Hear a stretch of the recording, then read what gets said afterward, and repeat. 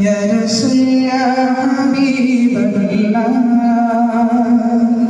يا رسول يا حبيب الله